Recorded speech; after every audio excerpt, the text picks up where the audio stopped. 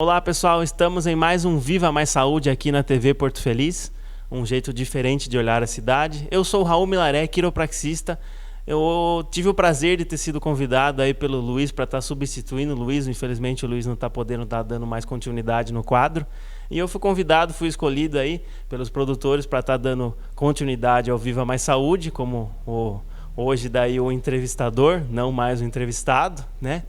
E é um orgulho para mim estar podendo estar ajudando aí a nossa terrinha, a nossa cidade. Quiro e Companhia, clínica especializada em tratamento da coluna vertebral. A Quiro e Companhia conta hoje com 2 unidades, uma em Porto Feliz e outra em Sorocaba. O tratamento com a quiropraxia inicia-se por uma avaliação individualizada. A quiropraxia é um tratamento natural, sem o uso de medicamentos ou cirurgia, que trata principalmente de problemas na coluna, como hérnia de disco, bicos de papagaio, escoliose, entre outros. Conheça a quiropraxia. Agende agora mesmo sua consulta.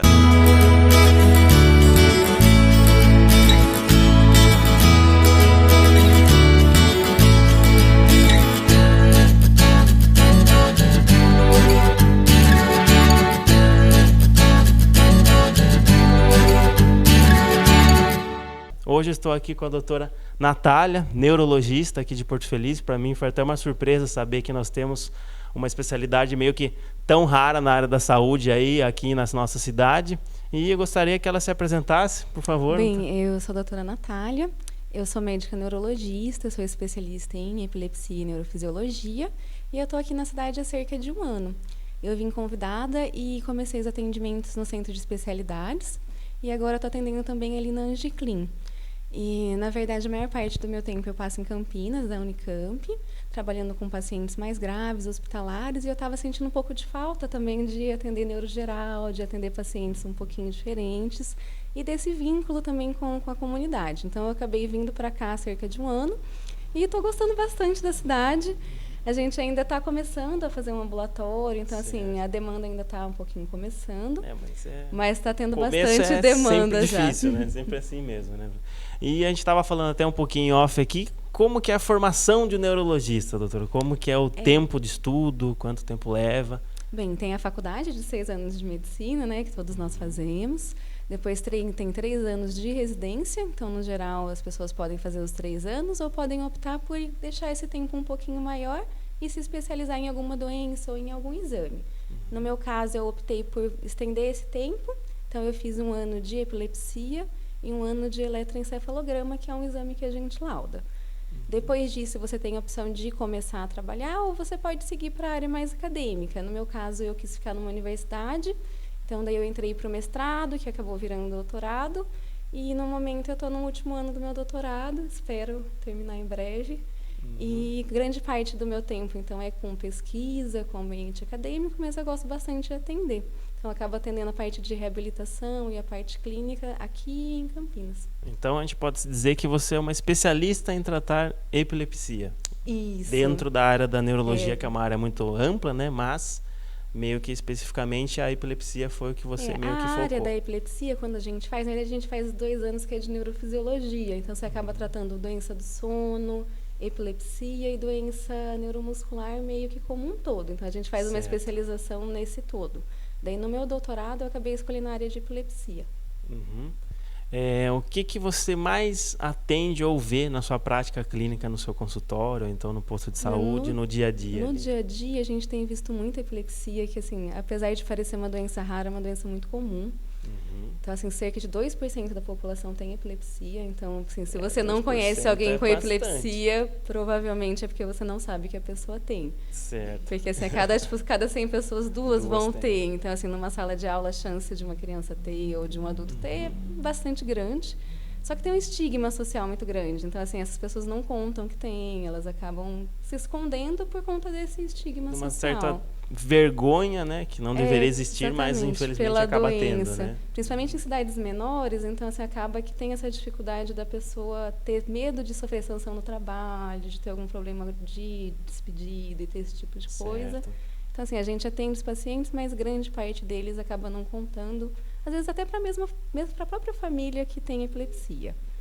E isso acaba atrapalhando muito o diagnóstico. Então, assim, no geral, o paciente chega para a gente com muitos anos de doença.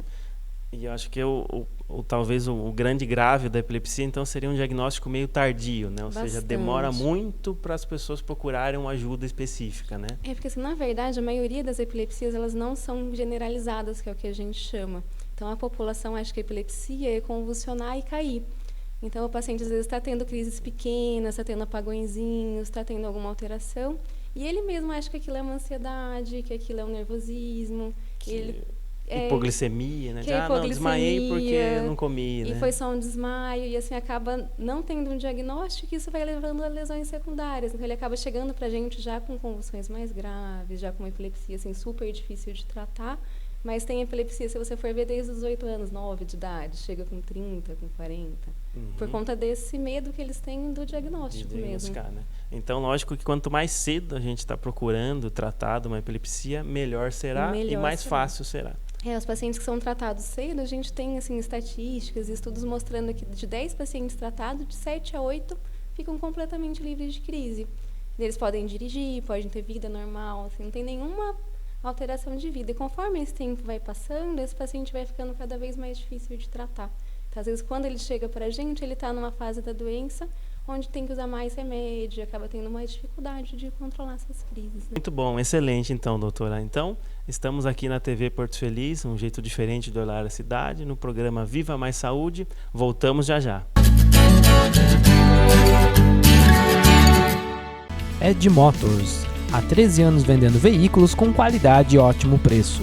Aqui você encontra a melhor taxa e avaliação do seu veículo, seja moto ou carro. Fazemos troca com troco e compramos seu carro também. Veículos revisados e com garantia, todos com ótima procedência. Aprovamos cadastro para autônomos e pessoas sem CNH. Ed Motors, Avenida Antônio Pires de Almeida, 819, no centro. Fone 15 3261 2195. Barracão Aço e Cimento, loja onde você encontra soluções. Única loja com atendimento técnico especializado, com engenheiros à disposição.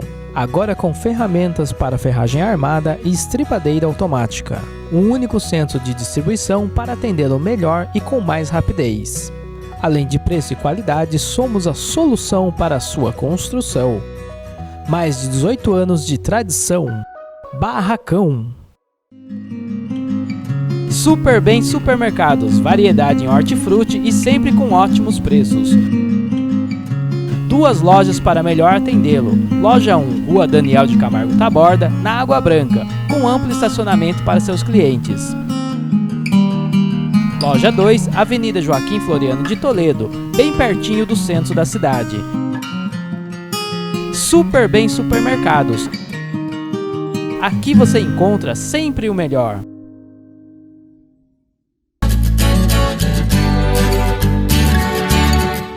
Olá pessoal, eu sou o Raul Melaré, quiropraxista, e estou aqui para vocês para dar início com a dica do quiro, tá joia? Hoje com vocês eu vou estar falando sobre postura, principalmente a postura em pé, né? Que a maioria das pessoas às vezes tem justamente algumas alterações, e eu vou estar demonstrando para vocês o que seria o normal e o que seria o anormal, né? Então, principalmente você estando em pé, você olhando a pessoa de lado, o normal você teria que identificar essa postura aqui. Não é aquela postura assim, né? Mas é principalmente o quê? Você traçando uma linha reta da orelha, ombro, quadril e calcanhar, isso teria que ser uma linha horizontal. Você não pode ter nenhuma quebra dessa linha, né? Tanto para a parte anterior quanto para a parte posterior. Como geralmente a gente vê as pessoas assim, né? Principalmente hoje, o quê? Com o uso de computador, tablet, celular, todo mundo fica o quê? Muito flexionando o tronco. Isso, ele acaba o quê? Acarretando justamente um processo degenerativo muito precoce das articulações da coluna, que justamente por essa postura estar mais anterior, a sua cabeça estar mais para frente, isso acaba gerando muita tensão, tanto na sua coluna, quanto nos músculos e nas articulações, que posteriormente vão te causar o quê? Desgastes e degenerações na sua coluna, que muito provavelmente vão te causar algumas dores, né? Então, você aí que vê o seu filho aí com 10, 12, 13 anos lá no computador ou então no celular o dia todo, nessa posição em flexão, puxa meio que a orelhinha dele lá, porque é importante o quê? A gente manter uma postura sempre mais ereta, né? Olhando para frente, não precisa estar aqui assim, mas principalmente numa posição mais reta, tá joia? Então essa foi a dica do Quiro de hoje. Continuando no quadro aqui, no programa Viva Mais Saúde, com a doutora Natália, neurologista aqui de Porto Feliz. A gente estava conversando, a gente achou melhor a gente dar explicar para a população quais são os sinais e às vezes sintomas que o paciente que teve uma epilepsia ou pode estar a ter, que ele pode perceber isso antes ou procurar um médico antes de começar a ter a doença em si de fato, né? Então tem o mito de que a epilepsia é a convulsão. Então tem muito paciente que só vai procurar quando ele realmente tem aquela convulsão clássica, que cai, que baba, que se bate. Isso é um tipo de epilepsia, mas a grande maioria das epilepsias não é desse tipo. Então, a grande maioria é o que a gente chama de uma crise parcial, que os pacientes geralmente chamam de crise pequena. Então, é um paciente que ele tem só um apagão. Então, é como se você tivesse a sensação de que você não está ouvindo, não está assim, em contato com as outras pessoas naquele momento. Isso dura um tempinho curto e isso passa. No geral, isso começa a acontecer assim raramente, isso começa a ficar cada vez mais frequente, crônico, né? E em algum momento pode vir a ter uma convulsão. Essas crises pequenininhas, elas atrapalham demais, porque elas pioram muito a cognição, então piora a memória, piora o desempenho no dia a dia, e elas vão impedir o paciente de dirigir veículo, de trabalhar com máquina, de mergulhar, e a grande maioria delas tem um controle, então é como um diabetes, como uma pressão alta. Tomando remédio, o paciente fica sem aquilo e fica bem. Mas ele tem que saber que aquilo pode ser uma epilepsia. Então, assim, todo paciente que em algum momento tiver desmaio, tiver esses episódios de não saber muito bem onde está, de ficar confuso, de se perder no meio de uma frase, é bom ter uma avaliação neurológica para ver se isso não é uma crise. Ótimo, perfeito. Outra coisa que nós estávamos conversando também é em questão de um paciente convulsionou. Você está lá no ponto de ônibus, tem alguém do seu lado que convulsionou. Isso é bastante importante. O que você deve fazer? Então, na verdade, isso deve ser feito muito pouco. Assim, quanto mais interfere, mais risco você coloca o paciente. Então, assim, a questão de enrolar a língua, de tentar mexer na boca do paciente, isso é um mito. O paciente não vai morrer sufocado. Aquela sensação que você tem de que o paciente está mais azulzinho, que é o que a gente chama de cianótico, ou está com dificuldade de respirar. Isso é da crise, isso não vai melhorar com você abrindo a boca dele. Então, o que a gente orienta é colocar o paciente viradinho de lado. Se tiver alguma coisa macia para apoiar a cabeça, ajuda para o paciente não machucar no asfalto, não machucar em alguma coisa pontiaguda. Mas não deve ser feito nada, você deixa a convulsão passar naturalmente. Em geral, as crises elas são autolimitadas, elas tendem a durar poucos minutos e depois o paciente fica sonolento, fica desacordado. Se a crise está perdurando muito, se é um paciente que você não conhece, se é uma pessoa que você nunca viu, o certo é ligar para o SAMU e pedir auxílio de uma ambulância para esse paciente ser levado para avaliação. Então, conclusão da história, alguém convulsionou do seu lado, só protege, Exatamente. Ampara ali a cabeça da pessoa, Evitar... não colocar o dedo na boca, porque Exatamente, esse é um evitar mito conter, muito forte, então né? assim, não precisa conter Deixa o ela paciente, se bater, deixa ele lógico, se né? bater, não tenta abrir a boca, não interfere com a crise. E ligar o quanto antes para o SAMU ou para os bombeiros, justamente para levar essa pessoa para um ponto-socorro para fazer o pronto-atendimento, né? Ali, né? Certo, tudo bem. Em relação à hérnia de disco, como que é a procura, na verdade, aí, ou a então... gente tem tido bastante paciente, tanto às vezes com dor nas costas e sem hérnia, quanto pacientes que realmente têm uma hérnia de disco, que é uma protrusãozinha dentro do canal medular, né? Certo. E a gente está tendo isso com muita frequência, tanto por fator postural, né, que você deve ver mais na sua prática do que eu. Parece muito, né? Está tendo bastante, por questões de sedentarismo, então assim, a população parou de fazer fortalecimento. Parou de se mexer, tudo controle remoto, Exatamente, então né? isso gera assim, mais lesões de coluna, por posturas inadequadas prolongadas, às vezes por tipo de trabalho. E assim, é muito importante saber que a grande maioria das hérnias, elas não são cirúrgicas, então... É um mito de que assim, se você tem uma hérnia, você vai ter que operar a coluna. A grande maioria dessas lesões elas vão melhorar com criopraxia, com fisioterapia, com fortalecimento. Pilates, RPG. Exatamente. Então, assim, mais de 80% dos casos não são casos cirúrgicos. Então, é muito mais mudança de estilo de vida, medicação, academia, fortalecimento, pilates, do que propriamente um procedimento cirúrgico. Acho que é importante... uma neurologista está falando que a maioria das hérnias não são cirúrgicas, Sim. porque muita gente que tem hérnia acha que só vai melhorar Quando se operar, fizer né? cirurgia, né? Assim, isso é um mito, porque na verdade assim, a cirurgia ela gera uma lesão, né? A cirurgia você está colocando como se fosse um pino, Fora o como se fosse um risco parafuso. da cirurgia também. E, assim, fora o risco da cirurgia. Então, assim, a indicação da cirurgia, ela não é pela dor, na verdade. A gente manda o paciente para operar quando tem alguma compressão do nervo. Então, é um paciente que perde força ou que perde sensibilidade. A dor, em geral, ela não melhora muito com a cirurgia. Em alguns casos, chega até a piorar, porque você abre, você coloca um parafuso, isso gera dor, isso gera inflamação. Então, assim, a cirurgia é mais para controle de lesões decorrentes da hérnia, mas não da dor. Outra coisa importante também, que eu acho que tem alguns pacientes que às vezes me perguntam, mas se eu fizer cirurgia, tem um risco muito grande de eu piorar, né? E é o que eu falo. Geralmente eu explico que na verdade, hoje em dia não, né? As técnicas atuais são seguras, mas é a questão mesmo de ter indicação de operar. Então, assim, a indicação da cirurgia, assim, a gente opera não é por conta da dor, porque a dor, no geral, ela não remite tanto, assim, ela não melhora tanto com a cirurgia.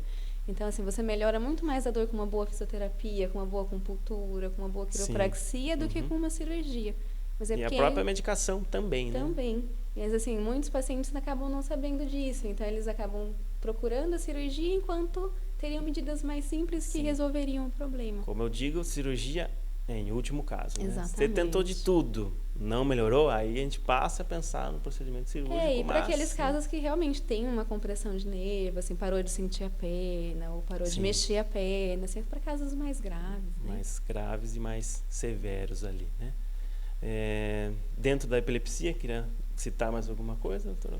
Bem, eu acho que o principal que a gente tinha que citar, assim, que todo mundo tem que saber, é que é uma doença que tem tratamento, que não é uma doença que tem a ver com... Porque tem um estigma muito grande, então tem um medo muito grande de, eu vou ter epilepsia, não vou poder dirigir, não vou poder trabalhar.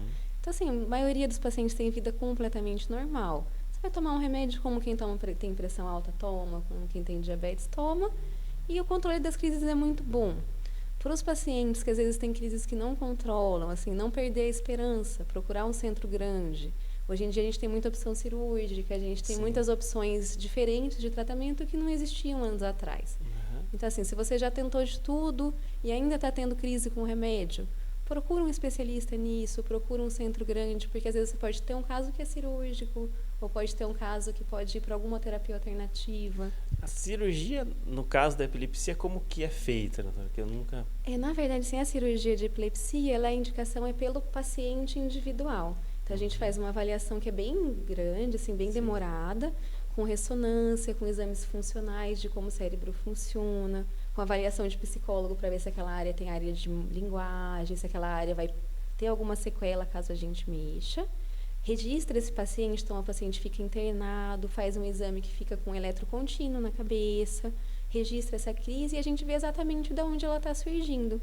E se for uma área que não vai ter nenhuma sequela, que a gente pode tirar, a gente tira aquele foco e 80% dos pacientes ficam sem crise nenhuma. Então, de 10 pacientes que a gente opera, 8 ficam completamente bem, assim. Então, pode dizer até que é uma cura, de fato, talvez. Até a gente não considera cura, né? porque como toda vez que tem uma cirurgia na cabeça, assim, acaba tendo lesão, um pouquinho, né, de lesão. Então, assim, acaba precisando manter o remédio, às vezes no pós-operatório. Então, às vezes o paciente ainda vai ter que usar algum tipo de remédio. Mas, assim, a qualidade de vida para esses pacientes que não controlam é absurdamente boa. O que acontece, acho que talvez mesmo a pessoa tomando a medicação, ela ainda acaba tendo várias crises, né? Isso é mais raro, assim, não é a maioria. Então, assim, a maioria dos doentes controla bem com remédio. Ah, tá, entendi, sim. Então, assim, a grande maioria. Mas, assim, por exemplo, uma pessoa que está assistindo e que, assim, já tentei vários remédios e nunca melhorou.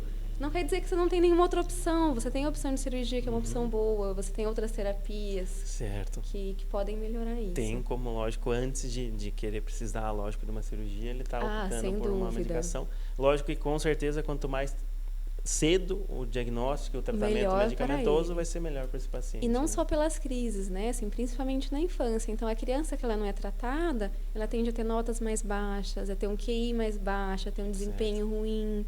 Porque ela tem a crise, por exemplo, na escola, dias que perde de aula. Ou se tem essa crise pequenininha, no meio do conteúdo da matéria, ela perdeu ali 1 minuto da aula. Então, são crianças que acabam indo muito mal na escola, mesmo sendo crianças muito inteligentes, por conta da própria crise. Então, quando a gente consegue entrar com medicação e tirar essa crise, a gente vê que a criança melhora demais, assim, no desempenho do dia a dia mesmo. Ótimo, isso aí. Então, já voltamos. Essa TV Porto Feliz, um jeito diferente de olhar a cidade.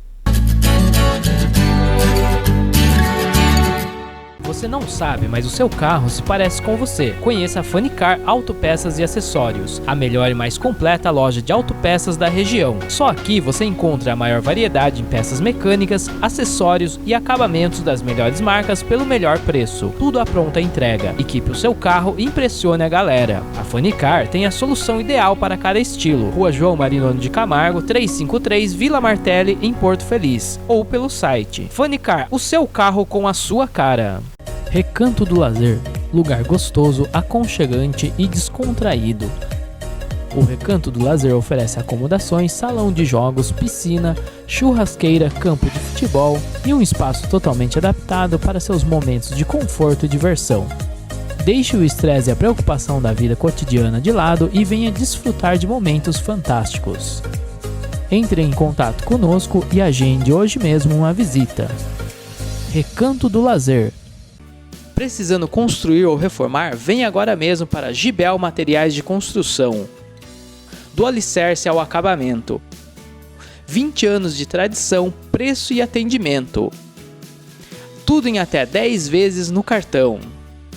Informações através dos telefones 15 3262 6159 ou 3262 3263. Rua João Tomás de Almeida, 180, Vila América.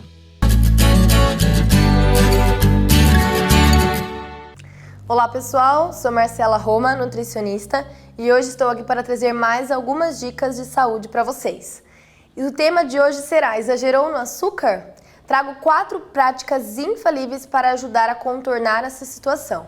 Não adianta ficar nervosa ou ficar muito pensativa achando que exagerou e que o mundo está acabado. O certo é tomar as rédeas da situação e saber contornar, driblando esse exagero. A primeira dica que venho trazer é para comer um pouquinho mais de fibras e proteínas quando acontecer esse fato. Por quê? Esses 2 alimentos ajudam a contornar a situação da seguinte maneira: conseguem fazer com que a glicose não caia bruscamente na corrente sanguínea. E esse fato, quando acontece, faz com que nós tenhamos mais vontade de comer doces. Alguns alimentos como maçã, ovos cozidos, pistache, grão de bico e alguns vegetais são ótimas opções para comer logo após essa jacada. Outra dica é para praticar atividades leves. Por exemplo, a yoga é uma ótima aliada nessa situação. O estresse é um dos fatores que fazem também com que a nossa glicose caia rapidamente na corrente sanguínea. E a yoga entra, ou a yoga ou outros exercícios um pouco mais leves, entram nesse caso para ajudar a minimizar o nervosismo e fazer com que o carboidrato seja absorvido de uma maneira mais lenta. E a dica interessante é para fazer essas atividades logo após o exagero, para que consigamos controlar essa absorção. A terceira dica que trago é para consumir um pouquinho mais de probiótico. Uma pesquisa na Universidade do Estado de Oregon, nos Estados Unidos, revelou que as bactérias ruins do nosso intestino se alimentam de açúcar e, por esse fato, acabam prejudicando nossas funções cognitivas. Então, quando houver um pouquinho de exagero, conseguir conciliar na alimentação um pouquinho mais de alimentos com bactérias boas, que são os casos dos alimentos probióticos, que é o caso do kefir, da kombucha e alguns iogurtes desnatados que são ricos nessa parte de probióticos. E a quarta dica que venho trazer para vocês é para conseguir pensar na próxima refeição. Então, houve um exagero? É de fato que quanto mais açúcar se come, mais açúcar quer comer. Então, pensar, exagerou no almoço? Vamos já pensar na próxima refeição, por exemplo, o jantar, numa opção mais saudável e nutritiva. Assim, quando a fome bater, a refeição já estará semi-pronta e você não acabará exagerando ou optando por uma opção doce novamente, ou numa opção um pouquinho mais carregada de carboidratos, que também viram açúcar no sangue. Essas foram as dicas de hoje, espero que tenham gostado. Sou Marcela Roma, nutricionista, estou presente na TV Porto Feliz, um jeito diferente de olhar a cidade. Esse é o programa Viva Mais Saúde. Eu sou o Raul Milaré, quiropraxista. Estou aqui com a doutora Natália. Vamos dar continuidade ao nosso bate-papo aí que a gente estava iniciando, né?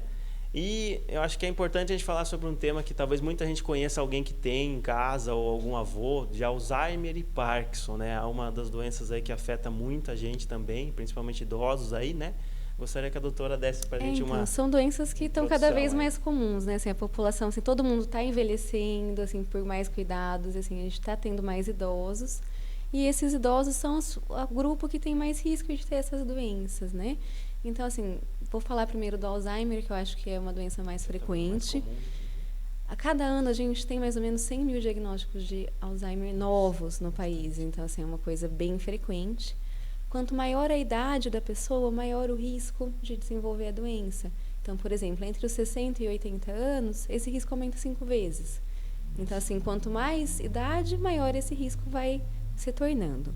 O Alzheimer, a primeira coisa que a gente tem que notar, assim, quem tem um paciente idoso na família, avós, tios, é alterações de personalidade. Então, às vezes, a primeira coisa que muda pode não ser a memória. Então, era uma pessoa que era animada, que gostava de sair, que gostava, às vezes, de ir numa terceira idade, de ir numa igreja, e, de repente, começa a ficar isolada, começa a ter dificuldade de fazer as atividades que gostava antes. É aquela velhinha que às vezes tricotava e começa a errar o ponto do tricô. Então, ele começa de uma forma mais lenta. E eu acho que é importante também explicar que o Alzheimer não é um envelhecimento normal. Ele é uma coisa que não é uma esclerose normal que todo mundo vai ter, né? O envelhecimento mais precoce, normal, vezes, né? Ele gera pra gente como se fosse uma lentificação. Então, assim, com o passar do tempo, o nosso processamento ele vai ficando mais lento. Mas isso não é para impactar, assim, isso não é para piorar as atividades do dia a dia. Então, por exemplo, por mais que seja um paciente idoso de 90, de 100 anos, se ele sempre cozinhou bem, ou se ele sempre tricotou bem, ou se ele sempre dirigiu, e ele não tem assim, alguma outra doença que o impeça, é para ele conseguir fazer essas coisas normalmente. Então, assim, é um mito de que a gente vai envelhecer e vai ter lesões decorrentes só do envelhecimento. Então, no geral, assim, com o envelhecimento, a gente fica um pouquinho mais lento para fazer as coisas, tem um tempo um pouquinho maior, mas, assim, consegue fazer as coisas que fazia anteriormente. Então, se o paciente começar assim, a perder ou ter dificuldade de fazer coisas que eram corriqueiras para ele, isso sempre vai ser muito preocupante, isso merece uma avaliação. Porque, assim, os remédios para Alzheimer, o que eles fazem é parar a progressão da doença. Então, é como se fosse um freio. Quanto mais cedo você começa o remédio, mais tempo de vida útil, de vida produtiva esse paciente vai ter. Porque se o paciente chega no neurologista quando ele já, por exemplo, está muito avançado, né? Por mais que você pise no freio, o carro já está ali na frente. Como qualquer patologia, né? Não só neurológica, ou como qualquer outra, quanto mais cedo, melhor, né? Isso sem dúvida, né? Mas, assim, o Alzheimer, acho que em especial, porque os remédios eles só funcionam na fase inicial. Então, assim, um paciente muito grave, a medicação vai ter um efeito muito baixo, porque a medicação ele não vai fazer com que retorne a memória, ou com que retorne essas atividades que fazia. Só vai impedir a progressão. Então, quanto mais cedo for avaliado, melhor para a pessoa. Então, assim, começou a ter dificuldade em atividades do dia a dia, perder chave, queimar comida, dificuldade de conta, dificuldade de escrita, pergunta muito repetitiva, assim, perder compromisso, tudo isso são sinais de alerta para a gente de que você precisa ter uma avaliação melhor desse doente. Às vezes eu tenho Alzheimer, às vezes alguns dias. Então, isso é uma coisa que confunde muitos pacientes. A gente recebe muito paciente de 30, de 40 anos no consultório com queixa de esquecimento. Isso é uma avaliação que vale a pena ser feita por 2 motivos. Existem problemas de memória, existem tipos de Alzheimer que começam cedo, que eu acredito que não seja o seu caso, obviamente. Espero que não, com certeza que não. Apesar da minha avó ter tido, mas acho que... né, o componente genético é bem baixo, tá? Assim, a grande maioria, assim, é por coisas do ambiente, não tanto por coisas genéticas. Mas também tem aquele paciente que eu acho que é o caso da grande maioria desses pacientes novos, que por conta do estresse do dia a dia, da ansiedade, da correria, acabam tendo muita dificuldade de focar nas tarefas. Então, assim, você está com tanta coisa, pensando em tanta coisa ao mesmo tempo, que acaba não focando em nada e acaba esquecendo. E isso a gente tem os testes para fazer. Então, a hora que a gente avalia, a gente já sabe dizer para o paciente, não, essa Não, isso queixa que você está tendo, muito provavelmente, é um esquecimento benigno, que a gente chama. Então, assim, normal. É normal, você está esquecendo porque você está estressado, porque você está ansioso. Ou não, fez o teste e a gente vê, o problema não é a atenção, o problema é realmente neurológico, tem uma lesão aqui. E daí você tem que investigar. Uma coisa que eu acho importante falar que muita gente não sabe é que tem algumas causas de piora cognitiva que não são Alzheimer e que são tratáveis e que melhoram completamente. Então, tem doenças do tipo HIV, tem deficiências de vitamina, hipotiroidismo, tudo isso no idoso gera um declínio cognitivo que você trata e melhora completamente. O idoso volta a funcionar normalmente. Então, assim, nem tudo que tem alteração de memória também vai ser Alzheimer. Vai ser Alzheimer. Uhum. Mas é essa avaliação que vai falar pra gente como que isso vai ser conduzido depois, sabe? Ótimo. Então, muito obrigado, doutora Natália, pelo que agradeço o convite. Ao programa. Foi um prazer tê-las e receber você aqui justamente para explicar e elucidar muitas dúvidas que a população tem. Isso sempre todo mundo vai ter. É importante a gente estar sempre explicando isso, né? Sim, é uma forma também de fazer com que esses pacientes cheguem mais cedo, né? E tenham um tratamento melhor. E informação nunca é demais, conhecimento também, né? Então, quanto mais as pessoas entenderem ou saberem sobre as patologias ou saberem o que ela tem ou pode ter, vai ser sempre melhor. Claro. Né? Muito obrigada pelo convite. E foi um prazer. Foi um prazer igualmente. Então, eu sou Raul Milaré, quiropraxista. Estamos hoje no programa Viva Mais Saúde, da TV Porto Feliz, um jeito diferente de olhar a cidade.